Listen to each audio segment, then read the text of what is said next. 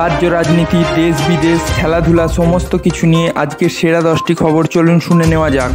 NEET এবং net নিয়ে বিতর্কের মধ্যেই গুরুত্বপূর্ণ পদক্ষেপ কেন্দ্রের। শুক্রবার নতুন আইন কার্যকর করল কেন্দ্র। কার্যকর হওয়া এই আইন অনুযায়ী কোনো ব্যক্তি যদি প্রশ্ন ফাঁস বা উত্তরপত্র বেনিয়ম করতে গিয়ে ধরা পড়েন তাহলে তার বিরুদ্ধে জামিন অযোগ্য ধারায় মামলা দায়ের করা হবে। দোষী প্রমাণিত হলে ন্যূনতম 3 বছরের জেল খাটতে হবে, সর্বাধিক 5 বছর পর্যন্ত কারাবাসের সাজা হতে পারে, সঙ্গে দিতে হতে পারে 10 লক্ষ টাকা জরিমানা।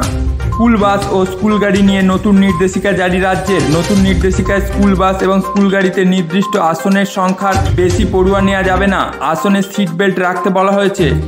জলকষ্ট আর বেহাল পথ নিয়ে সরব কলকাতা পুরসভার তৃণমূলের 3 পুর প্রতিনিধি অরিজিৎ দাস ঠাকুর, অনিতা কর মজুমদার এবং বিশ্বজিৎ মণ্ডল।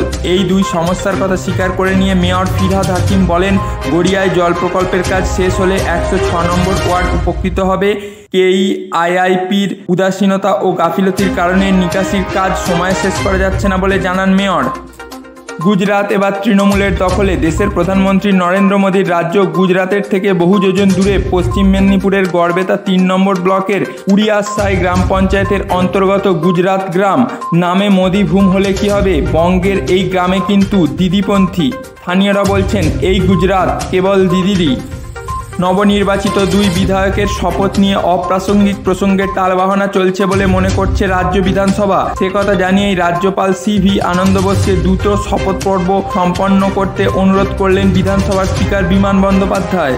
প্রশাসনিক নিয়ন্ত্রণে তার ভূমিকা যে আগের তুলনায় বেশ কড়া হতে চলেছে সেই বার্তা পরপর 2টি বৈঠকে আলাদাভাবে দিয়েছেন মুখ্যমন্ত্রী মমতা বন্দ্যোপাধ্যায়। এবার আমলাদের কাজের বার্ষিক মূল্যায়নের উপরে তার সরাসরি নজর থাকতে চলেছে। সূত্রের দাবি, তার সঙ্গে কথা বলে তবে আমলাদের মূল্যায়নে নম্বর দেওয়ার নির্দেশ মুখ্য সচিব ভগবতী প্রসাদ গোপালিকাকে দিয়েছেন মুখ্যমন্ত্রী মমতা।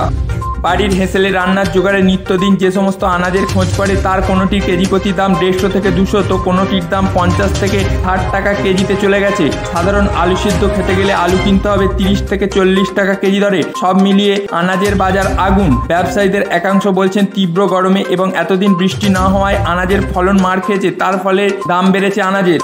তৃতীয়বার ক্ষমতায় আসার জন্য রাম মন্দির নির্মাণ ও রামলালার মূর্তি প্রতিষ্ঠাকে নির্বাচনী বৈতরণী পারের কড়ি হিসেবে ব্যবহারের পরিকল্পনা করেছিলেন নরেন্দ্র মোদী ও তার দল, কিন্তু অযোধ্যায় বিজেপি গোহারা হেরেছে। সেই কারণে হারের পর্যালোচনা করতে 2 মন্ত্রীর উপস্থিতিতে বৈঠকে বসেছিলেন বিজেপির স্থানীয় নেতৃত্ব। প্রতিজ্ঞা পূরণ চন্দ্রবাবুর। তার পরিবারকে অপমান করার অভিযোগ তুলে বিধানসভা ত্যাগ করেছিলেন চন্দ্রবাবু। কথা দিয়েছিলেন যেদিন আবার মুখ্যমন্ত্রী হবেন সেদিন এই ভবনে ফিরবেন। সেই কথা রাখলেন টিডিপি প্রধান। বিজেপি এবং জনসেনা পার্টিকে নিয়ে 2024 সালের বিধানসভা ভোটে জয় পান চন্দ্রবাবু। মুখ্যমন্ত্রী হিসেবে 31 মাস পর রাজ্য বিধানসভায় পা রাখলেন চন্দ্রবাবু নাইডু।